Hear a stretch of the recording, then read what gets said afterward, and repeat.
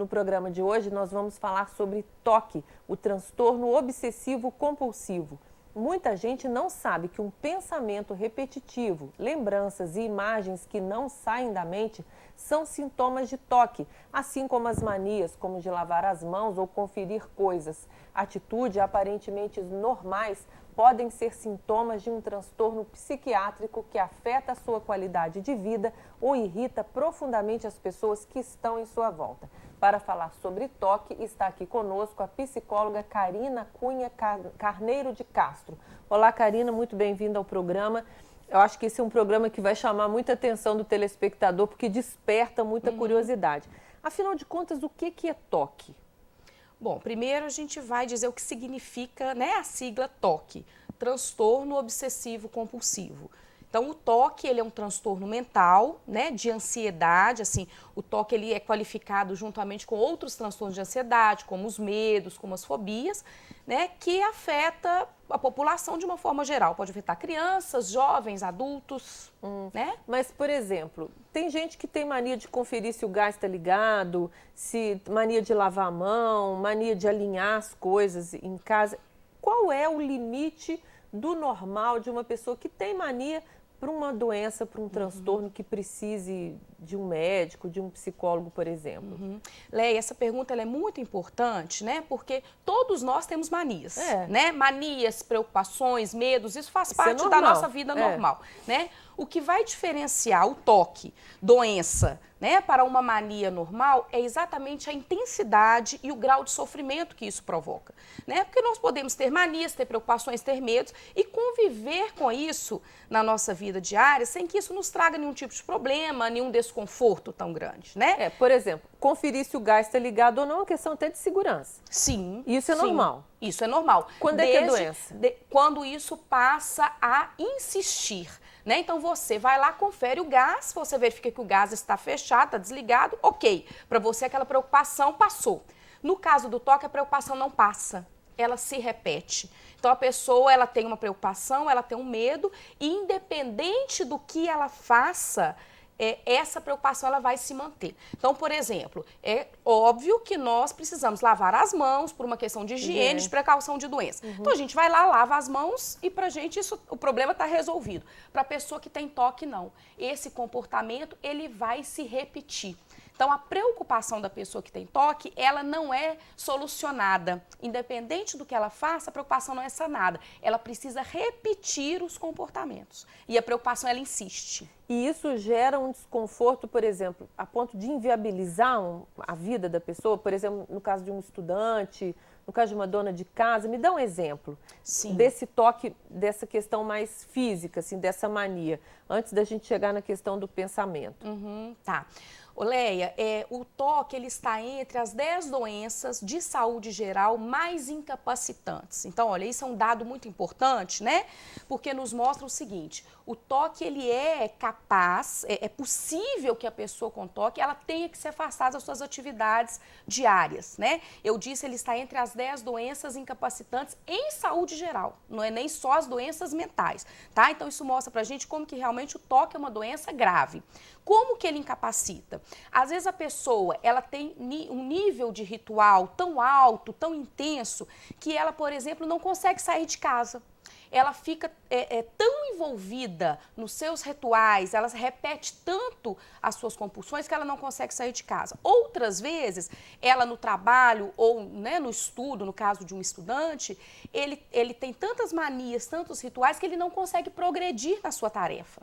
Ele não consegue produzir, ele não consegue terminar uma determinada tarefa, porque em função dos rituais. Então, é comum, no caso de estudantes que têm TOC, por exemplo, a pessoa ela tem um TOC em que ela tem que repetidamente reler uma frase que ela leu. Então, ela leu uma frase, ela tem que checar se ela entendeu, então ela precisa ler novamente. E aí ela precisa ler novamente, ela precisa ler novamente. Isso faz com que o estudante ele não consiga prosseguir naquele texto que ele está lendo. Né? Então, de várias formas... Não é uma dificuldade de entender. Não é uma dificuldade de entender.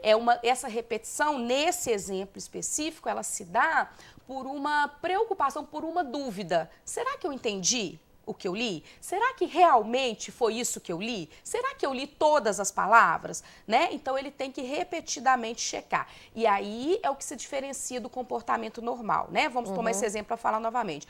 Pode ser que a gente esteja lendo um determinado texto e que a gente queira voltar para reforçar ou até para checar realmente. A questão é que no toque não há uma volta. Existem várias voltas, né? São várias repetições. E aí ele perde um tempo enorme com aquilo e não consegue ir. Isso vale, por exemplo, a mania de limpeza? Quem tem mania de limpeza? Limpa a casa, aí uma pessoa entra com o sapato, limpa de novo, aí ela não sai, a dona de casa, por exemplo, não sai de casa porque ela fica o tempo todo envolvida com aquilo. Isso é toque? Isso pode ser toque, né? Então, o que que a gente vai precisar entender nesse exemplo para caracterizar o toque? Se é uma coisa que se repete, então quer dizer, não é uma limpeza rotineira da casa, é algo que limpa, que ela limpa várias vezes, é algo que perturba, né? Ela sente um grau de desconforto, um sofrimento, ela fica o tempo todo preocupada com a limpeza. É algo que muitas vezes vai inviabilizar o contato dessa dona de casa, o contato com as outras pessoas, né? Ela não senta com a família, por exemplo, que ela fica o tempo todo só limpando. Então, isso pode ser toque, sim, né? O importante, Leia, é sempre a gente avaliar a intensidade que as manias acontecem. E o desconforto que proporciona. Exatamente, exatamente. Afetou a qualidade de vida, os relacionamentos, é doença. É preciso pensar e é preciso avaliar tecnicamente, né? Se isso é doença ou não. Agora, você me disse, a gente estava conversando antes, que existe o toque também de pensamento. Como é que é isso? Como é que se caracteriza? Quem é que pode se identificar com o toque de pensamento, por exemplo, que de atitude já ficou bastante claro. Então, vamos conceituar a palavra, né, o termo transtorno obsessivo compulsivo.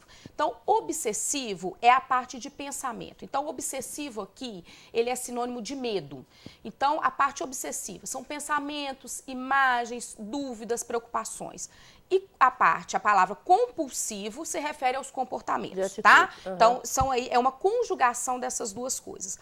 O que acontece é que, muitas vezes, ao invés de a pessoa ela ter uma compulsão externa, o que é compulsão externa? Aquela que todo mundo vê. Então, ela alinha as coisas de uma determinada forma, ela checa se a porta está fechada. Coloca a roupa de uma cor. De uma determinada maneira, organizações. Essas são compulsões externas que todos nós podemos ver. Mas pode acontecer de a pessoa ela ter uma compulsão interna, uma coisa só mental. Como que isso acontece? Ela tem, por exemplo, um pensamento muito perturbador, né?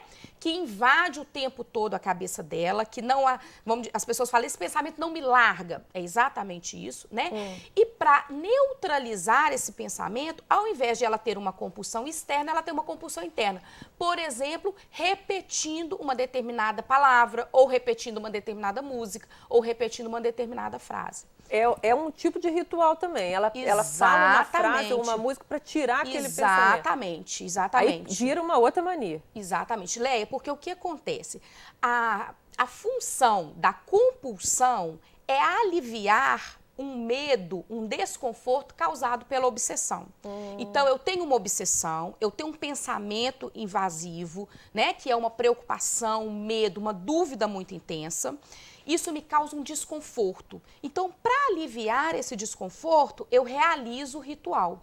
Então, esse ritual, que tem como função alívio, ele pode ser externo ou ele pode ser interno. Mas uma coisa precisa da outra? Eu preciso do ritual para aliviar ou só o pensamento repetitivo? Por exemplo, um pensamento de que alguém vai se acidentar, de que alguém vai morrer, ou até como você estava falando, esses pensamentos de cunho mais sexual. Eu não tenho ritual para me aliviar do pensamento, mas eu inviabilizo a minha vida porque eu passo o dia todo pensando. É doença Pode também. acontecer também. Foi ótimo você ter dito isso, porque neste caso aí, nós temos um toque um pouco diferente, em que eu tenho só o componente obsessivo e não a compulsão. Exatamente. Leia, e é muito importante a gente dizer isso, porque normalmente são pensamentos impróprios, são pensamentos que a pessoa considera antiéticos, né? São pensamentos que incomodam a pessoa, às vezes pelo cunho sexual, às vezes pelo cunho religioso, e muitas vezes a pessoa tem até vergonha de falar sobre isso, né? Ela considera que tem esses pensamentos por um desvio de caráter.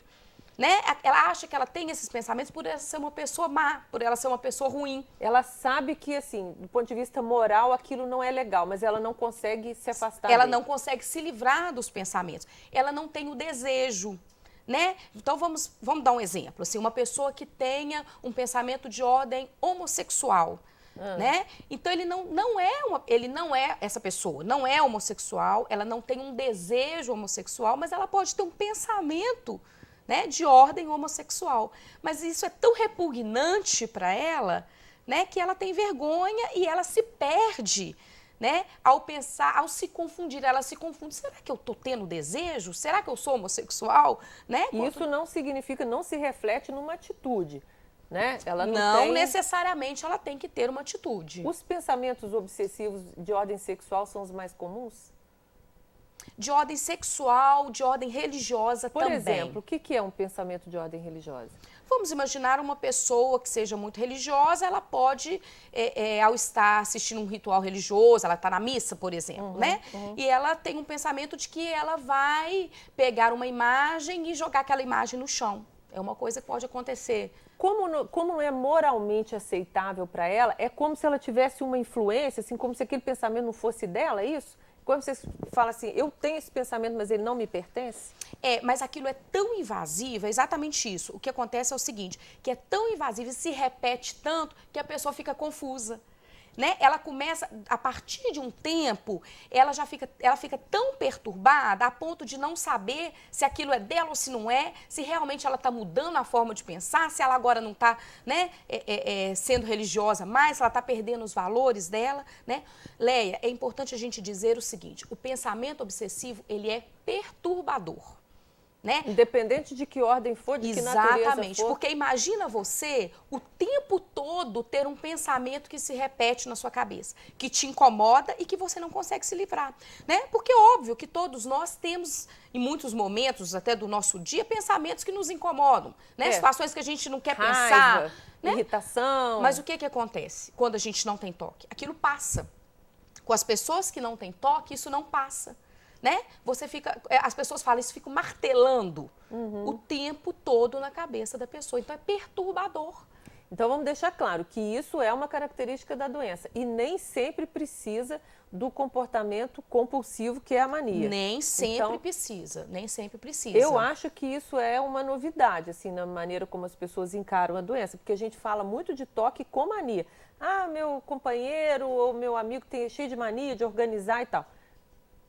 Esse que é mais velado, que é mais interno, é tão perigoso quanto o outro. Tão perigoso quanto, e às vezes até pior, ele é pior exatamente porque a pessoa esconde, né?